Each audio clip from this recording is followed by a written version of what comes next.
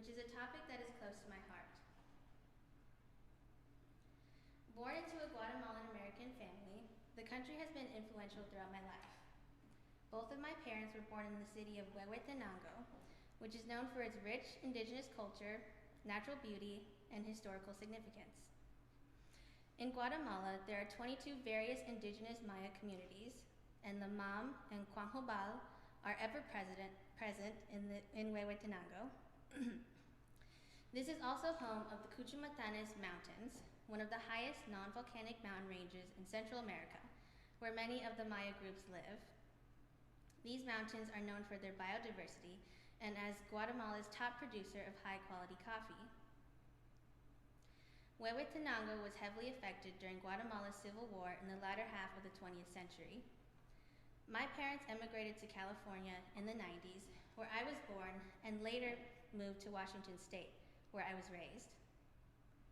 Despite the distance, the traditions and stories of Guatemala have always held a strong presence in my life. I grew up hearing Spanish and English in the house, eating Guatemalan and American cuisine, listening to music from Guatemala, and hearing stories of my heritage. I have chosen this topic of Guatemalan music for the clarinet for two reasons, not only as an exploration of underrepresented music and composers, but a celebration of my heritage. This lecture recital celebrates the underrepresented tradition of Guatemalan music for the clarinet, exploring its distinctive synthesis of Maya, African, and European influences. Through this performance and discussion, I aim to bring visibility to Guatemalan composers and musical forms, reflecting on how these diverse influences have shaped a musical identity rooted in resilience and cultural pride. This project also honors my own Guatemalan heritage, illustrating how music serves as a bridge to rediscover and celebrate a complex history and identity. I will perform 4 works by Guatemalan composers to present the various techniques these composers use to showcase how Guatemalan music is continuously developing, evolving, and worth further exploration. Throughout my research, it was clear that Latin American music is increasingly researched and appreciated, but Guatemalan music remains largely undiscovered and underperformed. There are many databases, dissertations, and websites geared toward Latin American music, but rarely include the smaller countries like Guatemala. Notable sources of Latin American music include Dr. Isabel Thompson's dissertation, A Catalog of Latin American Music for Clarinet and Piano, which includes a variety of works from composers across many of the larger Latin American countries in various difficulties for the performer. Another is Dr. Ben Redwine's website, Clarinet Latin American Repertoire Initiative Network, which is a great source of music that again includes solo and chamber works from the larger Latin American countries with links to where it can be found. The scarcity of Central American countries' music, and especially Guatemalan, may stem from their smaller size and population, and the political struggle they have faced.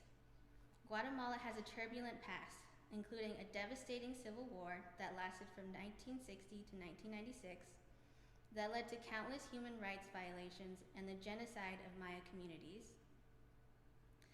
This conflict was deeply rooted in land distribution issues, with the indigenous Maya people suffering the most severe consequences.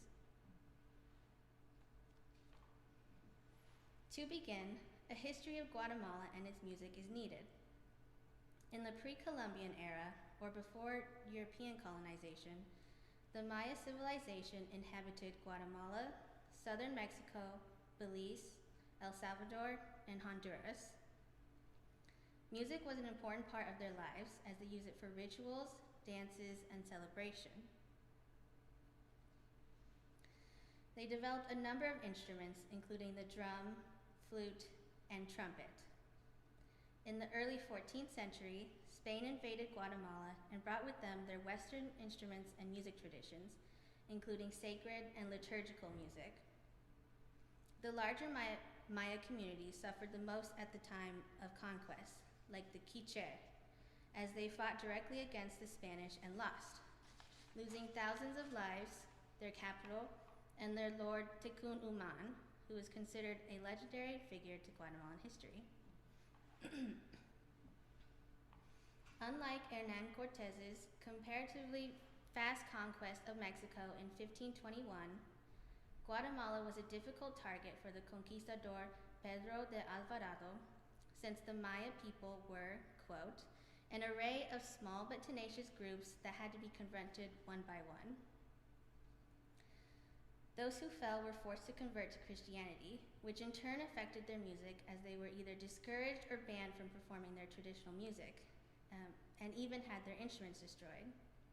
This was done to strip them of their identity and to incorporate them into Hispanic culture. The instruments that the Spaniards brought include the guitar, violin, harp, and organ, and were quickly integrated into the music of the Maya people.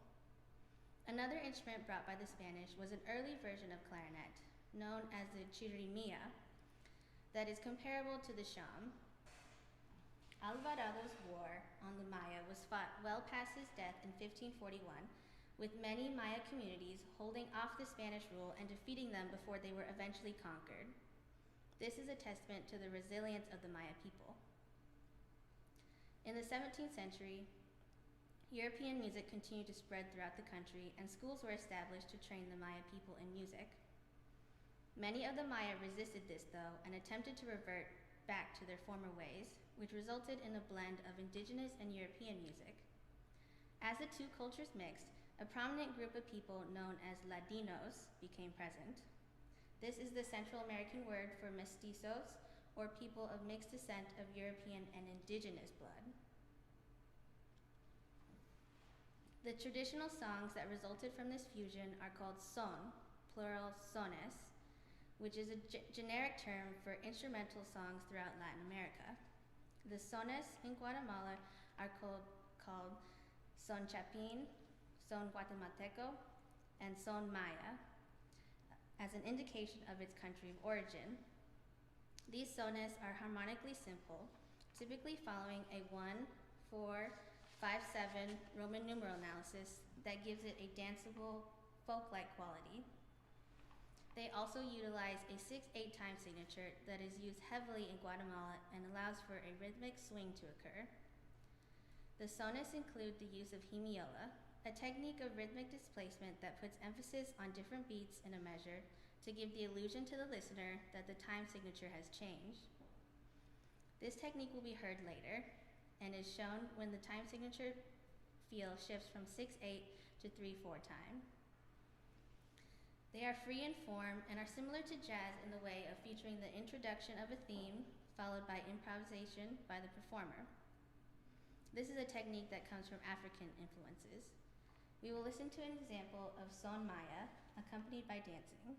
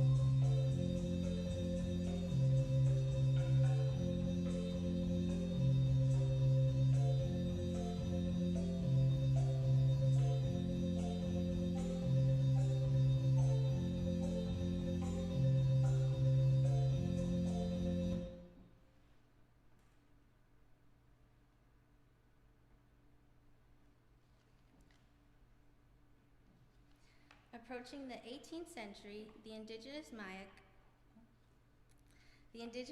continued to integrate with the Spanish through the church. Rafael Antonio Castellanos was a significant Guatemalan classical composer of the time because he incorporated traditional folk idioms into his classical music. Castellanos used indigenous rhythmic vitality and syncopated dance-like beats that emulated the traditional music of the indigenous within the confines of sacred music. His pioneering would pave the way for future composers to further push the boundaries. We will listen to this small clip of one of his works titled Negros de Garanguanga.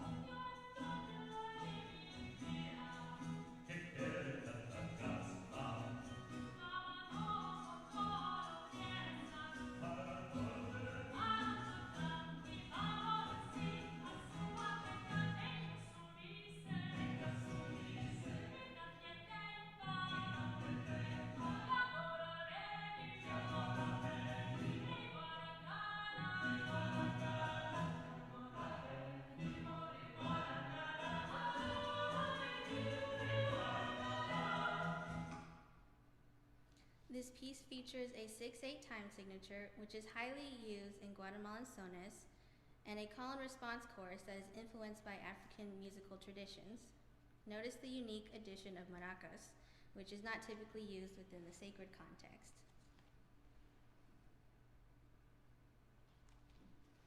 In the 19th century, composer Jose Escolastico Andrino was key to the development of music as he introduced and popularized European romantic music styles in Guatemala.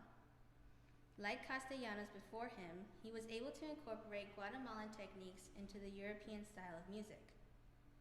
Due to his work, he established the first music conservatory in Guatemala, which allowed for structured musical training.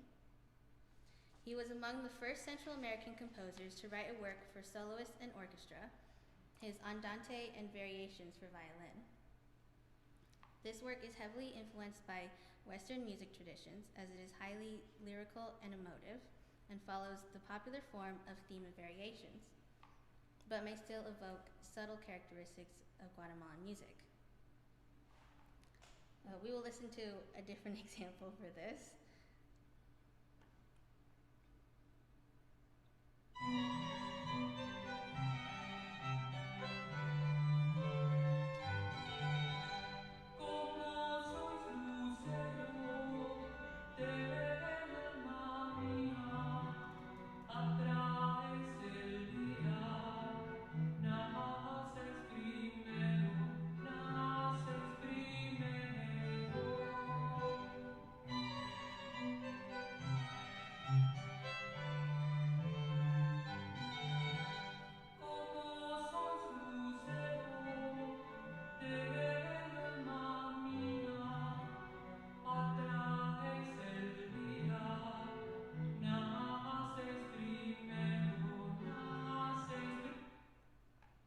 Notice the dance-like feel of this piece, as well as its simple and repetitive melody, all reminiscent of Guatemalan techniques.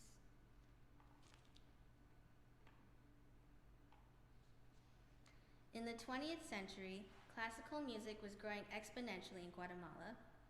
This was greatly helped by composers Jesus and Ricardo Castillo, both pianists and composers. Both composers studied abroad in France and brought back, quote, the ultimate trends of musical development, end quote, and incorporated it into their music. In Jesus Castillo's piece, Fiesta de Pájaros, translating to Bird Festival, it features a sound comparable to a Frédéric Chopin waltz, as well as his own personal work of emulating birds. Castillo was a pioneer in researching Maya music and dictated the songs of the native birds of Guatemala, as these were melodies frequently used by the Maya Quiché. Listen for the reoccurring trills, quickly ascending and descending passages, high tessitura in the piano, and constant moving passages, which are indicative of birds in flight.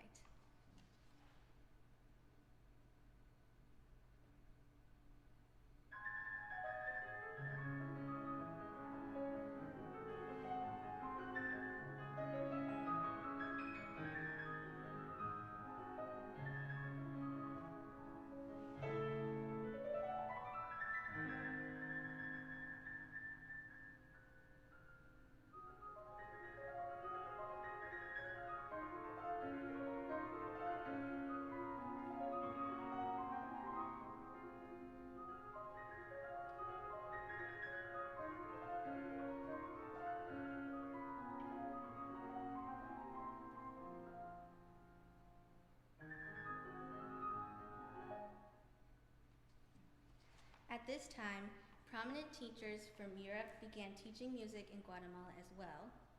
This is when a nationalist style developed, as composers used their newfound European techniques and blended them with indigenous characteristics.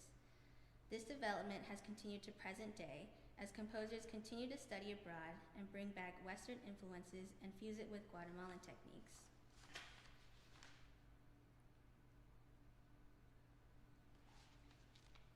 In the present day, Guatemala's population is over 17 million people. Nearly half of the population consists of the 22 indigenous Maya communities like the Mam, Quiche, Cuanjobal, and Achi.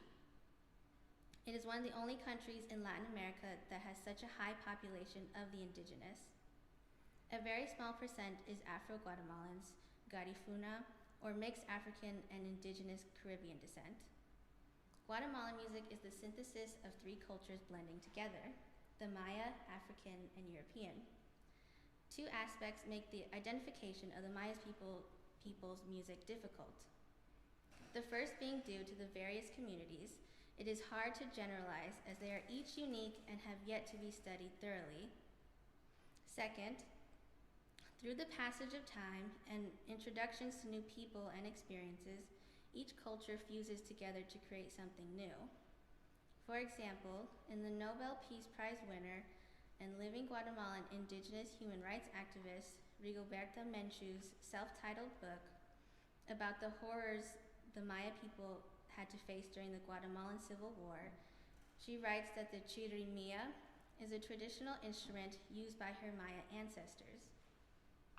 Although this is partially true, it is not the whole truth, as the chirimia was brought over by Spain, so it was not used by her pre-Columbian ancestors. This is where the challenge lies when identifying musical characteristics of the Maya and African influences as they blend together and become part of each other's identity. Another topic that must be discussed is the importance of the marimba to Guatemala. The marimba is known as the national instrument of Guatemala and is part of the identity of the people. The origins of this instrument are highly debated, whether the Mayans had the instrument pre-Columbian era or if it was discovered when the Africans were brought over during the slave trade. Regardless of its exact origin, the Maya people have long used the instrument in their music. Known as the wood that sings, the marimba is incorporated into many aspects of life in Guatemala. There are three variants of the marimba that are used in Guatemala. The Maya people originally used the marimba de tecomates, or marimba with gourds, and when played, it is often accompanied by dancing. This instrument is suitable for one player. The marimba sencilla, translating to simple marimba, is one of the two widely utilized marimbas by the Guatemalans. The Ladinos and Maya people living in towns use this marimba often.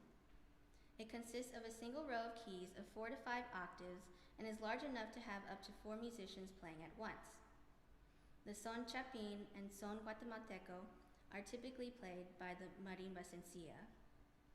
Although this instrument is diatonic, it is not tuned within the European equal temperament scale, which makes it unsuitable for Western music. The marimba is a symbol of the Maya resistance and resilience to any subjugation they have faced. Through all of their struggles, including colonization, forced incorporation in Spanish culture, losing their homes and land, they have always attempted to preserve their music through the marimba. The Maya people, quote, view the land as a living being. The marimba symbolizes human connection to flora and fauna, and musical performance connects important live events to the natural entities in the natural surroundings, end quote. Despite being conquered, the Maya would play the marimba in secret and incorporate their music with the Spanish techniques. In modern times, the Maya consistently use the marimba for all important musical events in their lives, even when the upper-class Guatemalans thought less of them for it. This subtle protest has allowed them to maintain their identity. The last type of marimba is the most common, known as the marimba doble. It is the chromatic marimba that is intended to emulate the piano, as it has the addition of another row of keys like the black keys on a piano. The invention of this instrument is also highly debated, whether it was invented in Chiapas, Mexico in 1897 or in Guatemala by Sebastián Hurtado in 1894. All of this debate surrounding the marimba indicates how important the instrument is to the Guatemalan people, as they want to claim its initial invention and development. Regardless of its exact origin, the marimba doble brought the marimba into the middle and upper classes of Guatemala and made it into the national instrument. For centuries, the marimba was viewed as an instrument only for the indigenous Maya, a peasant instrument. But due to the invention of the marimba doble, it brought new possibilities for the marimba and was incorporated into the lives of the upper classes by arranging dances for the instrument like waltzes, mazurkas, foxtrot, and swing. The marimba was coined as the national instrument of Guatemala in 1978 and is performed daily on Guatemalan radio. The marimba serves as a symbol of Maya resistance and pride and a newfound appreciation for Ladinos. We have now arrived to the part of the program where I will perform 4 works by various Guatemalan composers. The performance of these works will showcase how Guatemalan music is continuing to develop and evolve from the 20th century to present day.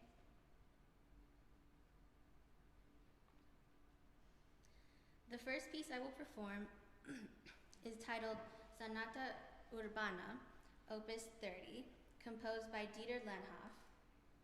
Lehnhoff was born in 1955 in Guatemala City and is of German descent. He is a composer, conductor, and musicologist.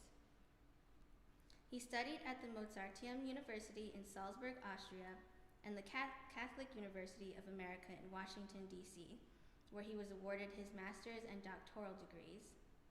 He is faculty at the Universidad de Valle and the Institute of Musicology of Rafael Landivar University in Guatemala, where he teaches Renaissance, Baroque, and classical music. The Urban Sonata was written in 2010 and is dedicated to Lehnhoff's eminent teacher, Jose Santos Paniagua, for his 80th birthday. This work has clear European techniques heard throughout and is reminiscent of German composer Paul Hindemith and can be compared to his Clarinet Sonata. The themes in both the first and last movement feature a Hindemithian quality that is angular and mechanical in nature and utilizes heavy chromaticism. Note example 1. Perhaps the biggest difference between the two, though, is Hindemith's involvement with the 20th century modernism techniques, as the piece focuses on modal and dissonant harmonies with less emphasis on tonal resolutions that leave a sense of ambiguity to the listener. Whereas Lehnhoff's music leans into its programmatic nature of emulating an urban sound of the bustle of a big city. Additionally, the second movement, titled Cantiga, translating to song, is highly lyrical and reminiscent of a folk song due to its simplicity. Note example 2, that I think I labeled as 3. The third movement, Toccata, utilizes a familiar name from the Baroque era. The development of the melody in this movement does sound virtuosic as it spans the range of the clarinet. This movement also features counterpoint between the clarinet and piano, shown in example 4. The movement is written in 6/8 time, which may be an homage to the importance of that time signature in the Guatemalan song. Please welcome my pianist, Dan Velicer, to the stage as we prepare to perform the Sonata Urbana.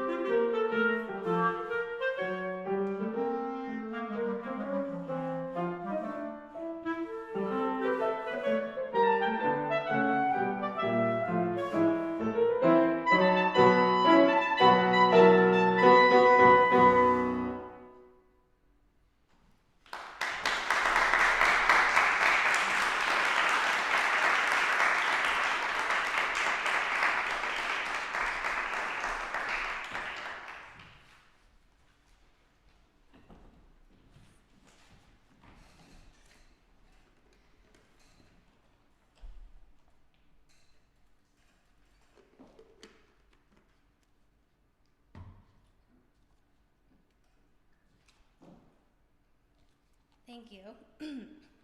The next piece I will perform is Tres Piezas para Clarinete Solo, Opus 26 by Hugo Arenas.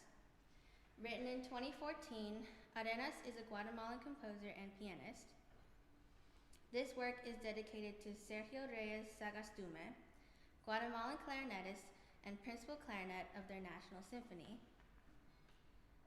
The work Reyes has achieved in Guatemala for the clarinet is astounding, as he has numerous works written for him, a CD of unpublished Guatemalan music, and runs a yearly local clarinet festival. Relationships of performers to composers are incredibly important to the development of repertoire. For the clarinet, this is comparable to several relationships of performer and composer, including clarinetist Anton Stadler and composer Wolfgang Amadeus Mozart in the late 18th century, clarinetist Heinrich Beermann and composer Carl Maria von Weber in the 19th century, and clarinetist Richard Mühlfeld and composer Johannes Brahms in the late 19th century, with all these relationships resulting in the composition of several standards in clarinet repertoire. The work Reyes has accomplished has greatly assisted with my research and will continue to develop the clarinet repertoire in Guatemala. The three pieces for clarinet feature high chromaticism, which is a quality of Western music during the 20th century. The soft, slow melodies at the beginning of the first and second movement have a singing-like quality to them that emulates folk music.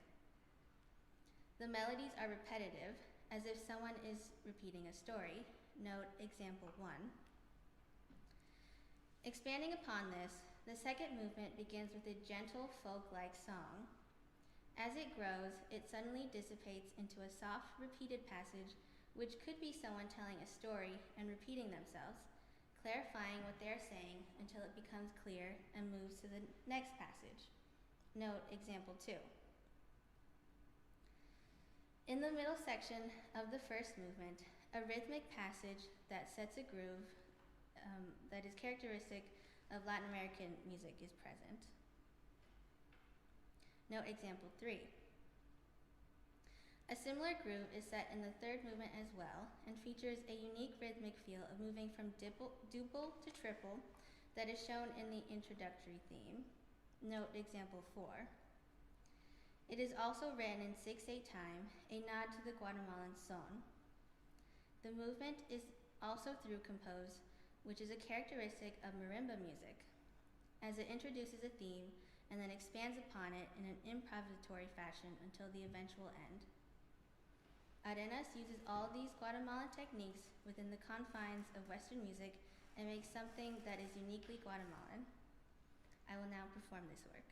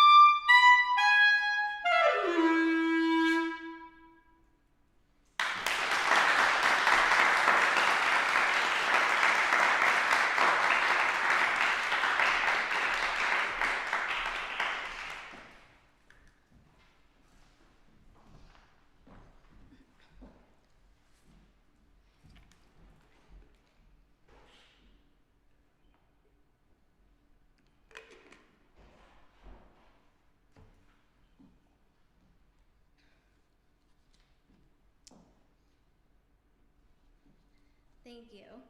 The third piece I will perform is titled Sakirik al Alba by Hope Sis. This piece was written in 2012 and translates to at dawn in the Maya language Achi, as Sis is part of this indigenous group. The Achi people can be found in central Guatemala.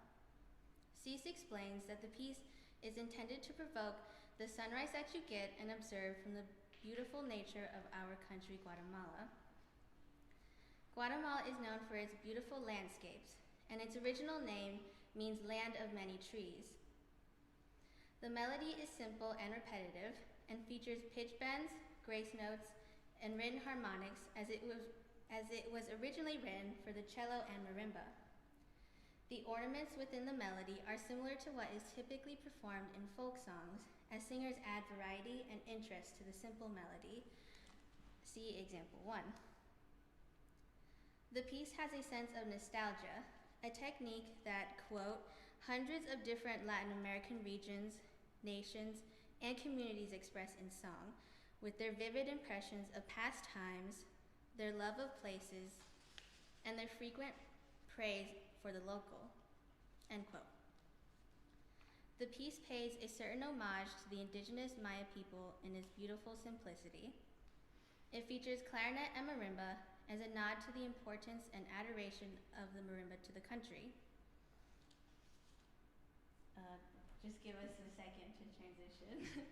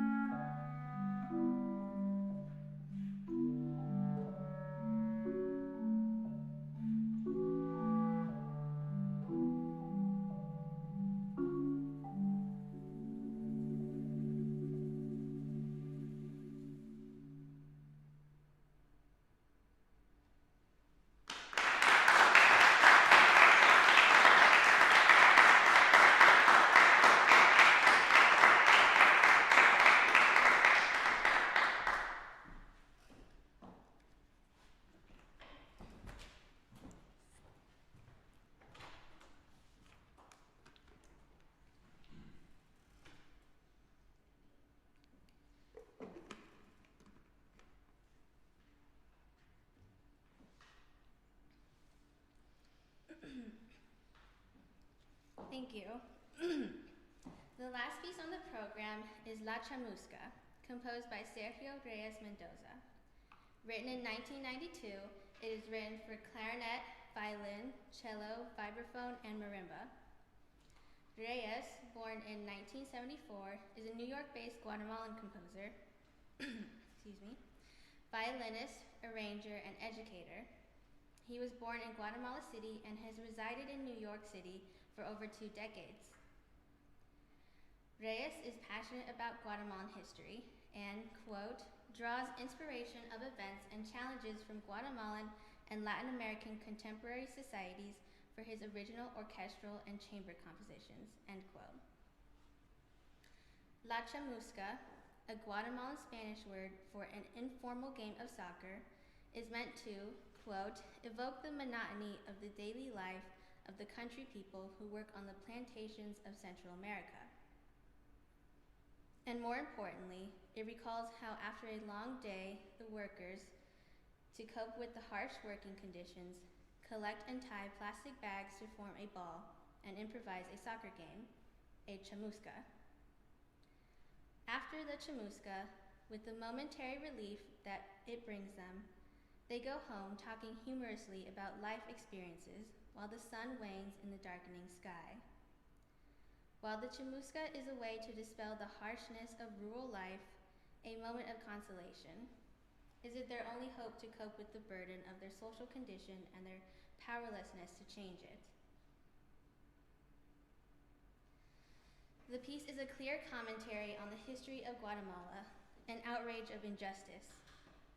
This technique is common for Latin American composers, as many of these countries have been victim to numerous political events that have been horrific for the citizens. The events that Reyes is referring to in this piece is during the 30-year civil war in Guatemala, when the Guatemalan government was unfairly removing land from the indigenous Maya and distributing it to the upper-class Guatemalans and American companies like the United Fruit Company, and allowing them to evade taxes. The Guatemalan people suffered incredibly during this time, especially the indigenous Maya people, who lost their long inhabited land and were forced to work on these plantations. The idea of inspiring feelings of longing and nostalgia is common for Guatemalan composers, as many Guatemalans have suffered greatly due to the political events of the country. The Civil War, in particular, was a horrendous event that touched many Guatemalans, with effects that are still present today. From my personal experience, my family has no notion of what happened to my paternal grandfather, as he disappeared during the Civil War and was never heard from again. Disappearances and death were incredibly common during this time. Reyes has written another work titled Larga Espera, or Long Wait, that evokes these feelings of longing, as a mother waits 30 years for her disappeared son to return during the war. The piece begins with a steady, constant eighth note passage from the marimba. Throughout most of the piece, the marimba is ever present, clearly laying the groundwork, which is a display of the importance of the instrument to the Guatemalan people. Note example 1. Again, this piece is written in a variant of 6/8, that being 9/8, and does feature a few passages in 6/8, which is another nod to the Guatemalan son. The melody is first introduced by the violin, then passed to the clarinet, and eventually cello. The melody is expanded upon and becomes a duet, as the violin and cello pass it back and forth. The melody is continuously stated by either 1 or 2 instruments and then passed between players, emulating a soccer game. Note example 2. There are clear influences of minimalist music, as each instrument has its own passage of simple, repeated notes that only slightly change after several measures and return to the same passage. This is shown in the clarinet part in example 3. In the middle of the piece, a rhythmic groove is set up in 6/8 time by the marimba and cello that is distinctive of Latin American music and is comparable to Guatemalan marimba music. Note example 4.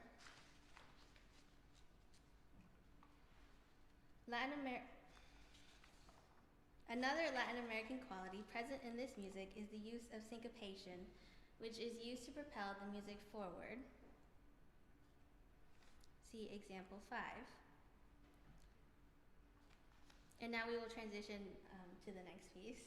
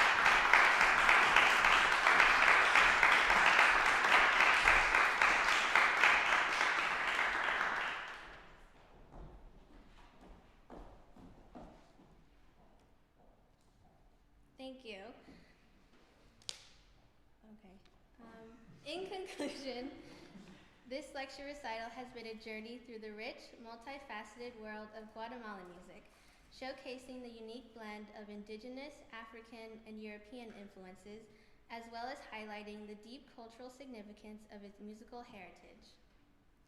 By examining these works that draw from traditional rhythms, harmonies, and cultural motifs, Guatemalan music is shown to express both the resilience and beauty of its people. The composers featured today are pivotal figures in not only preserving indigenous sounds, but reimagining them within the classical framework. As a Guatemalan American clarinetist, performing this repertoire holds special meaning to me. It allows me to reconnect with my roots and share a piece of Guatemala's vibrant musical voice with the world.